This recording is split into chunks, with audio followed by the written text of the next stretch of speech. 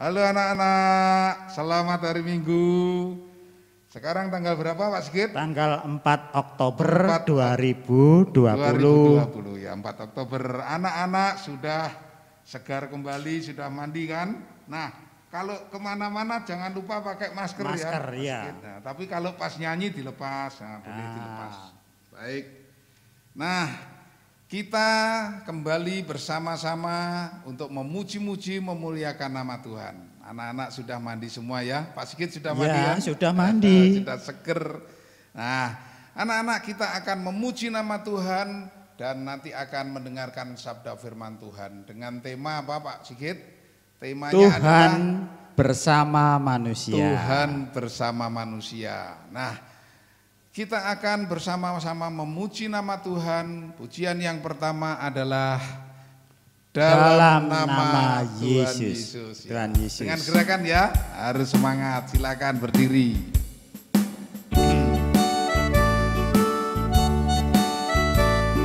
Jempolnya ya. Dalam nama Yesus, dalam nama Yesus ada kemenangan. Dalam nama Yesus, dalam nama Yesus iblis dikalahkan. Dalam nama Tuhan Yesus siapa dapat melawan? Dalam nama Tuhan Yesus ada kemenangan. Ya, lebih semangat ya. Yang di rumah pun silakan berdiri.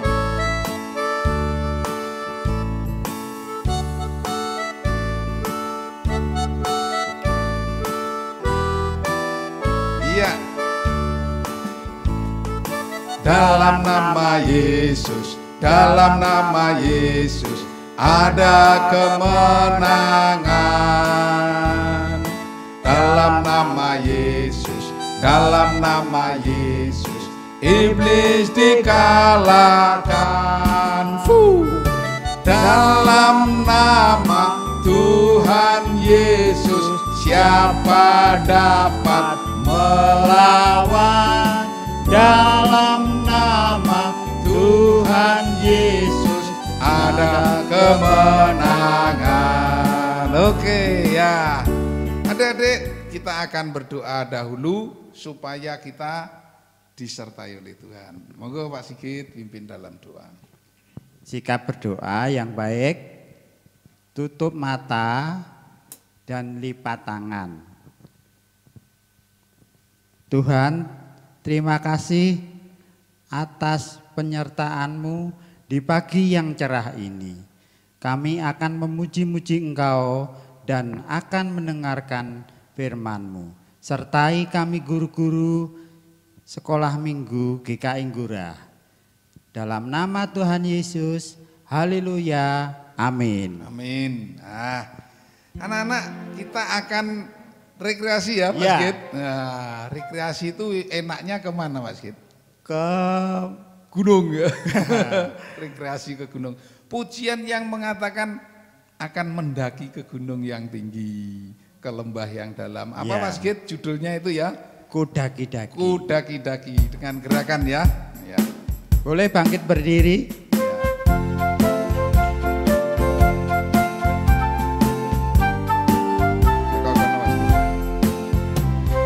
Daki, daki, daki gunung yang tinggi. Ku turun lembah yang dalam. Ku melintasi padang rumput hijau bentang. Yesus besertaku.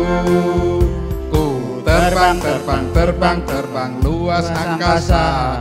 Ku selam dalam samudra. Ku dayung perahu di sungai.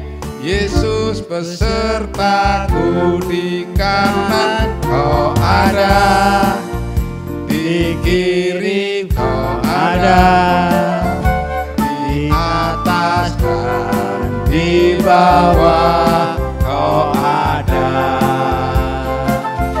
Di suka kau ada, di dukamu kau ada, karena Engkau Yesusku. Ya, sekali lagi ya.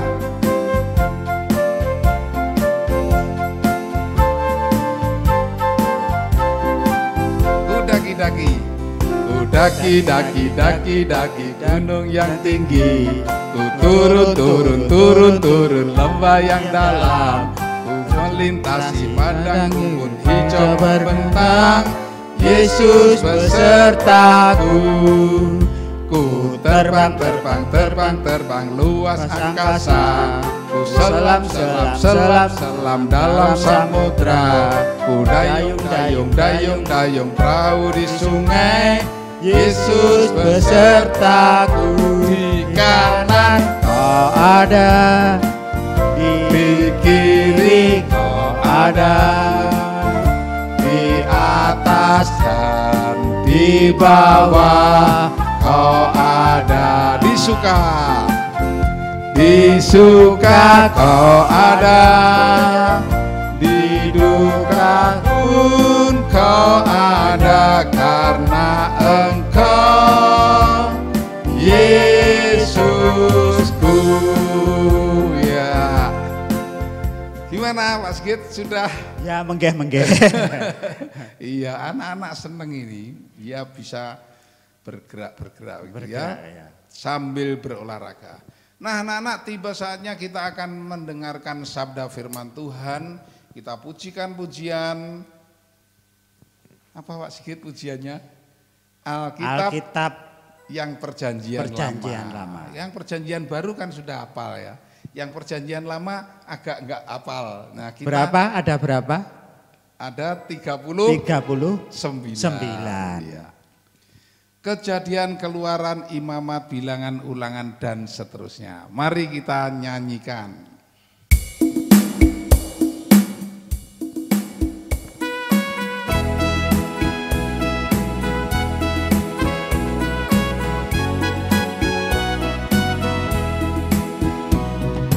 Kejadian, Keluaran, Imamat, Bilangan, Ulangan, Yosua, Hakim-hakim dan Rut, Samuel, Raja-raja, Tawari, Esra, Nehemia, Ester, Ayub, Mazmur, Amsal, Pengkhotbah, Kidung, Agung, dan Yesaya.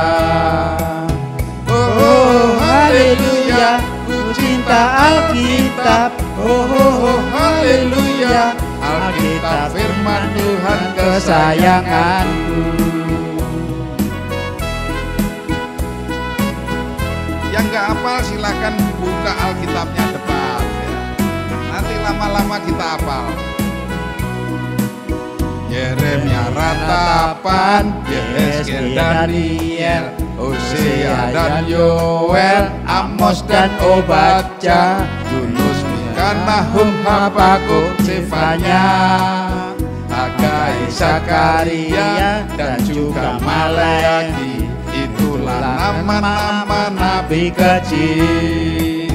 Oh, haleluya, ku cinta Alkitab. Oh, haleluya, Alkitab firman Tuhan kesayangan. Oh, haleluya, haleluya, ku cinta Alkitab. Oh, haleluya, Alkitab firman Tuhan kesayanganku. Ya, dinyanyikan berkali-kali supaya nanti anak-anak hafal ya Mas Git. Nah, kalau yang perjanjian lama hafal, perjanjian baru hafal, nah, akhirnya hafal semua. Tiba saatnya kita akan bersama-sama membaca Alkitab, merenungkannya, yang akan dipimpin oleh nanti Bu Sri sama dan Kak Seta. Kita akan berdoa bersama. Sebelumnya Pak Arif, ya, persembahan. Oh, anak-anak jangan lupa ya. Jangan lupa. Persembahannya dimasukkan di amplop supaya tidak campur dengan persembahan umum. Ditulisi persembahan sekolah minggu. Iya. Terus dimasukkan di kotak pos GKI Ngurah. Nanti nggak akan campur ya, ada tulisannya persembahan sekolah minggu ya. Mari kita berdoa. Bapa Tuhan kami yang bertata dalam kerajaan surga, anak-anak-Mu bersuka cita sudah memuji-muji nama Tuhan dan diberkati oleh Tuhan. Dan saat ini ya Tuhan, kami akan bersama-sama membaca firman Tuhan, bersama-sama mendengarkan sabda firman Tuhan. Urapi guru-guru kami, urapi kami semua, supaya kami mengerti kehendak Tuhan. Terima kasih ya Tuhan, dalam nama Tuhan kami Yesus Kristus kami sambut firman Tuhan. Haleluya. Amin. Ya, selamat menikmati firman Tuhan.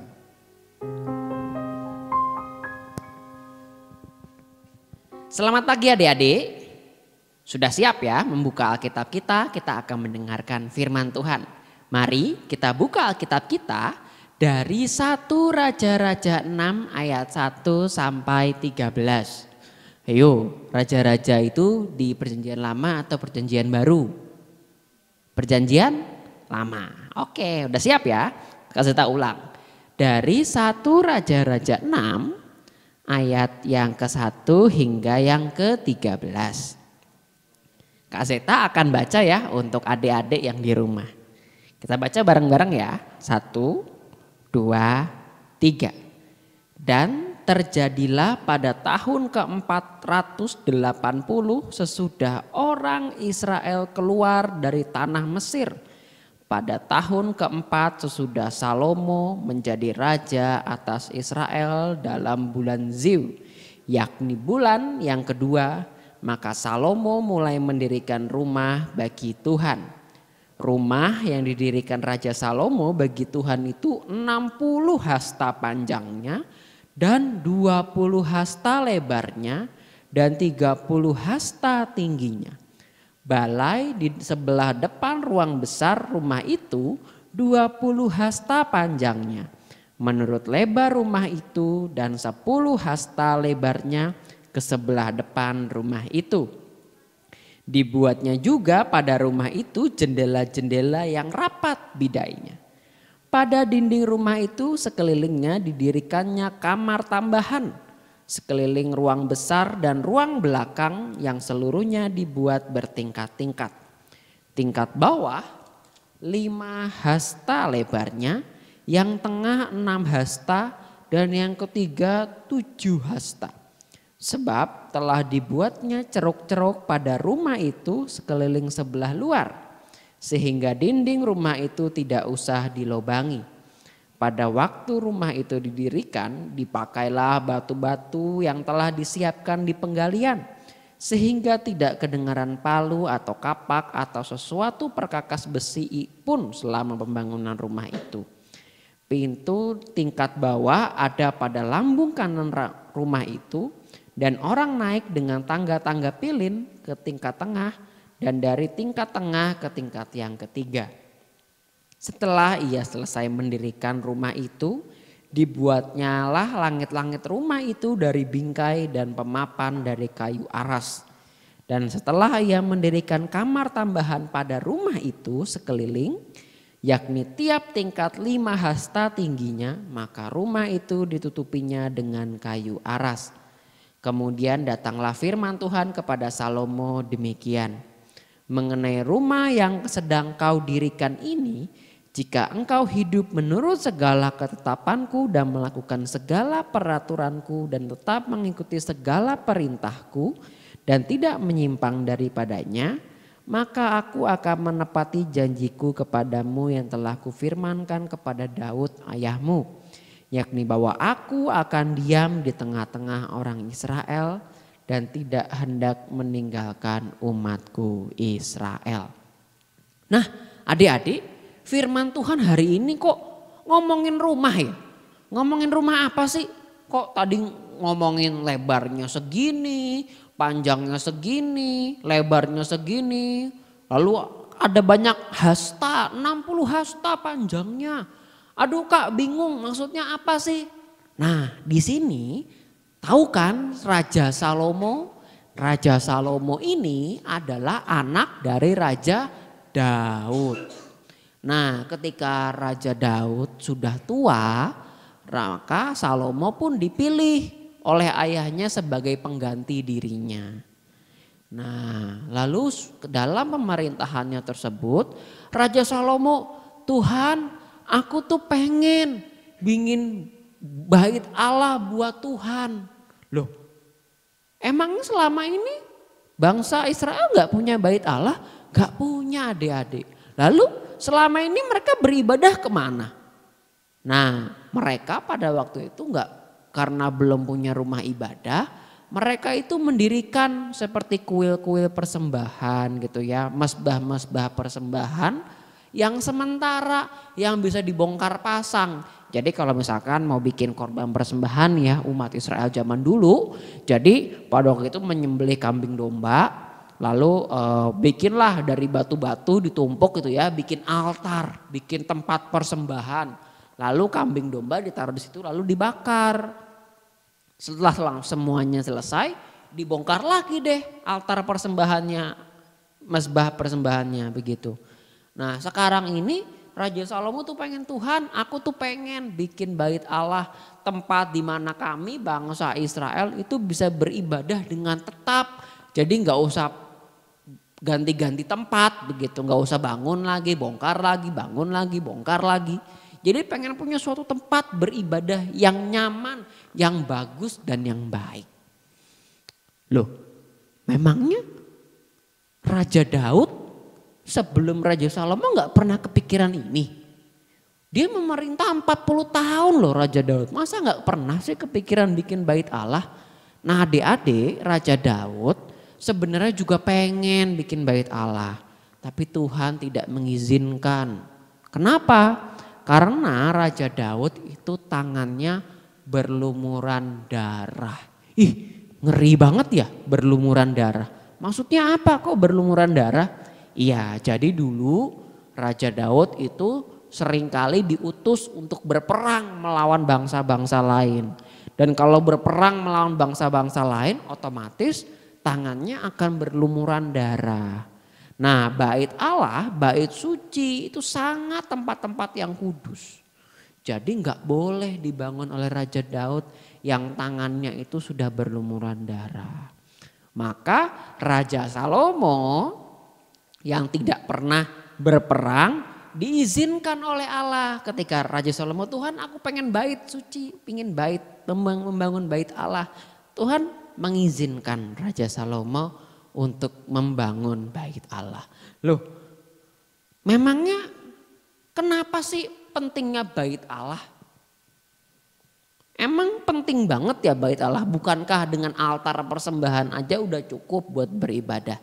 Nah adik-adik, sini Kak Seta mau kasih tahu bahwa firman Tuhan hari ini sebenarnya hendak mengatakan bahwa bait Allah itu sangat penting. Karena apa? Bait Allah itu adalah simbol dari penyertaan Tuhan. Ketika bait Allah itu terbangun, itu menjadi simbol atau tanda bahwa Tuhan itu sedang bersama dengan umat Israel. Tuhan tidak pergi, Tuhan tidak meninggalkan. Di mana itu menjadi simbol penyertaan Allah kepada bangsa Israel untuk selama-lamanya. Dan ini sangat penting bahwa karena bangsa Israel selama ini kan selalu menjadi bangsa yang nomaden atau bangsa yang suka berpindah-pindah. Ingat kan dulu bangsa Israel itu keluar dari tanah penjajahan di mana? Di Mesir. Mereka pergi jauh jalan begitu ya, mereka beribadah, harus mendirikan altar persembahan. Nah, tapi sekarang mereka sudah menjadi bangsa yang besar, mereka sudah punya kerajaan, mereka sudah punya daerah, mereka sudah mempunyai kekuatan yang kuat. maka mereka pun membangun bait Allah sebagai simbol kehadiran Tuhan di tengah mereka. Oleh karena itu bangsa Israel dan Raja Salomo sangat senang sekali. Mereka bersuka cita membangun bait Allah. Dan Allah pun juga senang. Allah juga sangat bahagia dengan perbuatan Raja Salomo dan rakyat Israel. Lalu Raja Israel yaitu Raja Salomo diberitahukan oleh Allah, "Hei Raja Salomo, selama kamu menaati segala perintahku, mengikuti segala ketetapanku dan segala perintah dan peraturan, maka Tuhan itu akan menyertai, tidak akan pernah meninggalkan." Sama seperti bait suci, bait Allah yang dibangun oleh bangsa Israel, tidak akan pernah pergi untuk selama-lamanya. Nah, adik-adik, apa di sini pentingnya buat kita? Nah, di sini kita harus yakin bahwa seperti Allah gitu ya yang menyertai bangsa Israel, kita pun juga disertai oleh Allah. Jangan takut kalau aduh kayaknya kok Allah pergi sih, kok Allah kayaknya seperti enggak ada, Allah kok seperti meninggalkan. Enggak. Allah itu selalu beserta dengan adik-adik, beserta dengan Kak Zeta, beserta dengan semua orang yang percaya kepadanya. Maka jangan khawatir Allah, karena kalau kita bersama dengan Allah, segala hal yang kita alami itu pasti dapat kita lewati dengan baik. Haleluya. Amin. Nah, adik-adik, ayat hafalan kita hari ini diambil dari 1 Raja-Raja 6 ayat 13. Kasita akan bacakan ya. Yakni bahwa aku akan diam di tengah-tengah orang Israel dan tidak hendak meninggalkan umatku Israel. Amin. Mari kita berdoa. Tuhan, kami mengucap syukur hari ini kami belajar soal bagaimana bait Allah dibangun oleh Raja Salomo. Dan itu adalah sebagai simbol kehadiran bagi umat Tuhan. Kami berdoa Tuhan agar Engkau juga selalu menyertai kami dari sekarang untuk selama-lamanya. Karena bersama dengan Engkau kami akan selalu dikuatkan. Inilah kami ya Tuhan, anak-anak-Mu yang selalu berdoa dan mengucap syukur kepada Tuhan, Sang Juru Selamat kami. Haleluya, amin. Selamat pagi adik-adik, selamat melaksanakan tugas kita hari ini menjadi anak Tuhan yang baik. Dan taatilah orang tua serta perintah Tuhan. Dadah.